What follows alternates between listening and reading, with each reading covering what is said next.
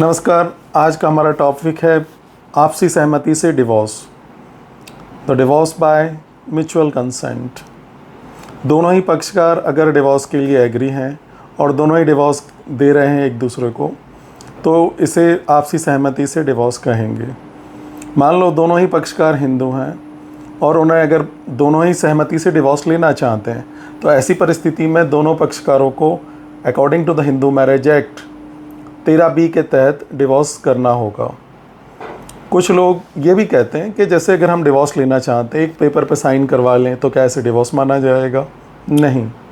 क्या नोटरी पे या एग्रीमेंट पे अगर हम डिवोर्स करते हैं तो क्या ऐसे डिवोर्स माना जाएगा? नहीं। इस तरह के डिवोर्स को वैलिड नहीं माना जाता है।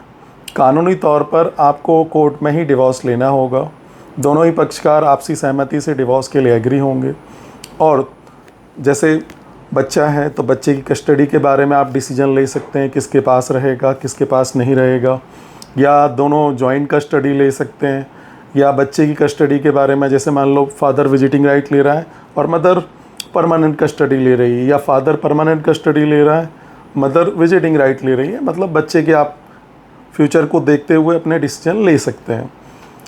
अब बात आती है दोनों के एलिमनी की।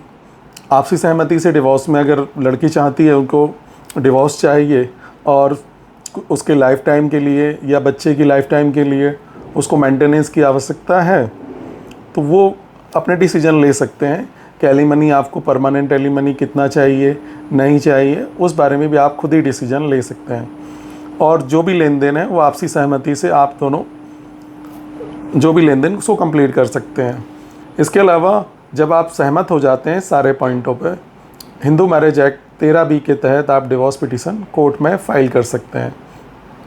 लेकिन शर्त ये रहेगी कि दोनों जब डिसीजन ले रहे हैं तो कम से कम उनका जो समय है सेपरेशन का, कम से कम 1 साल होना चाहिए।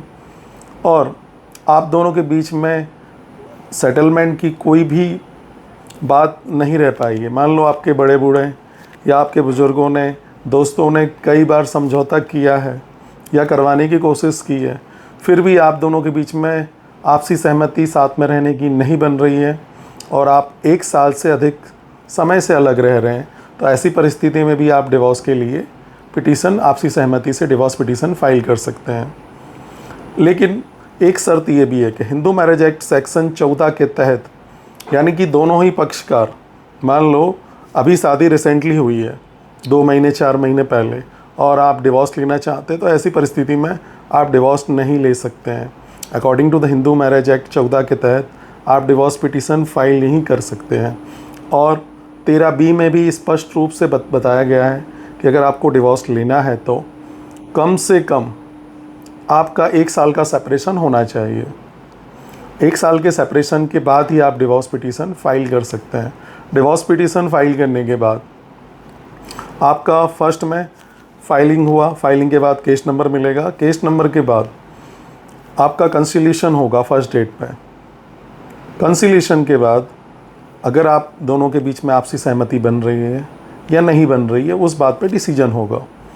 फिर भी अगर आपकी सहमति नहीं बन रही है और आप सेपरेट रहना चाहते हैं और डिवोर्स लेना चाहते हैं, तो फिर नेक्स्ट स्टेप होगा कि कोर्ट में आपके स्टेटमेंट रिकॉर्ड होंगे, जिस तरह की आपकी चीफ एंड एग्जामिन फाइल होगा, और उसके बाद आपका क्लोजिंग प्रोसेस दिया जाएगा कि अब आप कोई एविडेंस नहीं देना चाहते हैं, और फाइनल आपको डिवोर्स डिक्री ऑर्डर के लिए जजमेंट दिया जाएगा। जब जजमेंट आ जाएगा और डिक्री आने के बाद सेक्शन 15 के तहत दोबारा आप मैरिज कर सकते हैं। अगर आपको दोबारा रीमैरिज करना है या फिर किसी और पक्षकार के साथ मैरिज करना है, तो आपके पास पूरा अधिकार है कि डिवोर्स के बाद आप दोबारा फिर से मैरिज कर सकते हैं। इसके अलावा आपके मन में कोई क्वेश्चन हो तो आप मेरे इसी नंबर पे कॉल कर सकते हैं। धन्यवाद। Thank you. जय हिंद, जय भारत।